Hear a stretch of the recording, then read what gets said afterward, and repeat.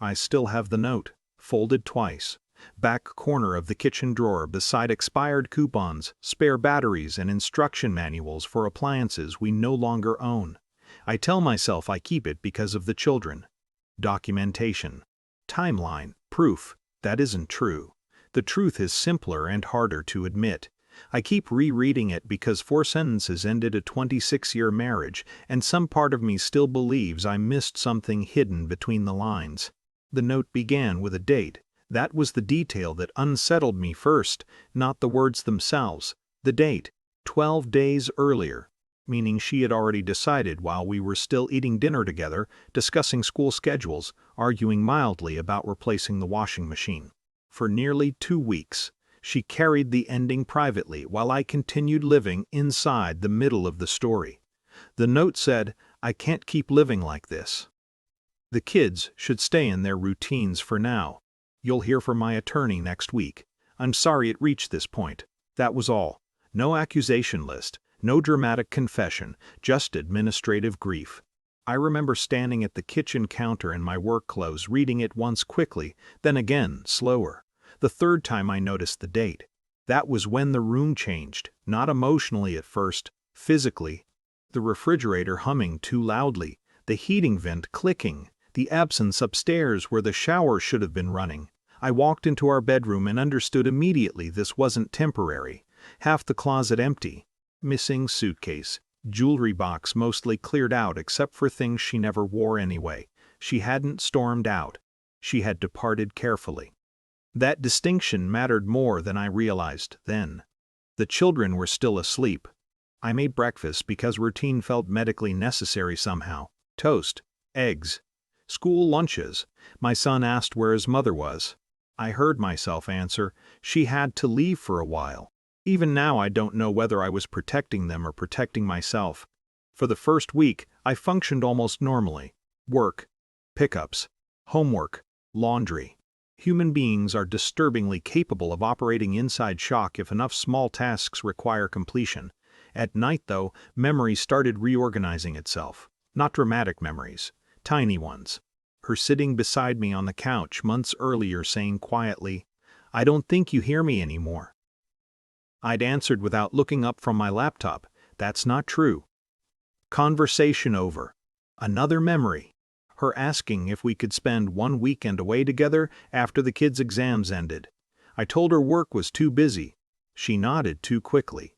At the time I experienced that nod as agreement. Now I think it was surrender. That's the terrible thing about endings. Once they happen, old moments become evidence retroactively. The attorney meeting happened 9 days later. Neutral office. Soft chairs designed to absorb conflict professionally. I arrived believing there had still been some misunderstanding in scale. Separation maybe. Space. Temporary distance. Then the lawyer opened a folder. Legal separation paperwork had already been filed. Parenting recommendations drafted. Financial disclosures prepared months earlier. Months. I remember staring at the documents while the attorney explained timelines in a calm, procedural voice. "She appears to have approached this very methodically," he said carefully. Methodically, such a polite word for emotional evacuation. That meeting became the real ending of the marriage. Not the note. The note still allowed fantasy. The paperwork removed it. There's a particular kind of humiliation in realizing someone planned their departure while continuing daily life beside you successfully. Not because they hated you, because they no longer believed conversation would change anything. Friends kept trying to identify a villain afterward. Was there someone else? Did we fight constantly? Was she unstable? The truth disappointed people. No affair, no violence, no catastrophic event. Just years of postponed conversations, slowly calcifying into silence. I worked too much. She stopped insisting on being heard. We became efficient co-managers of children, bills, schedules, groceries. Functional people often mistake functionality for love. That realization arrived too late for both of us. About 3 months after she left, my daughter asked me something while I was driving her home from school. Quietly, looking out the window. Did Mom leave because of us?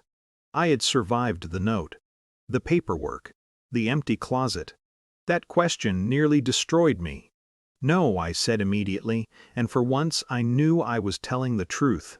She left because two adults slowly disappeared from each other while pretending proximity counted as connection. I saw my wife again during mediation sessions after that. She looked tired more than relieved. Old around the eyes. At one point she apologized for leaving with a note. I almost told her the note wasn't actually the painful part. The painful part was realizing she had probably been emotionally leaving for years while I kept responding to symptoms instead of causes. But I didn't say that. Some realizations arrived too late to become useful conversation. Tonight the house is quiet again. The children are older now, mostly independent. I opened the kitchen drawer an hour ago and reread the note for the first time in months. And for the first time I noticed something unfamiliar in the handwriting. Not anger, not coldness, exhaustion. Like someone who had spent years speaking softly enough not to start a fight until eventually silence became easier to carry than hope.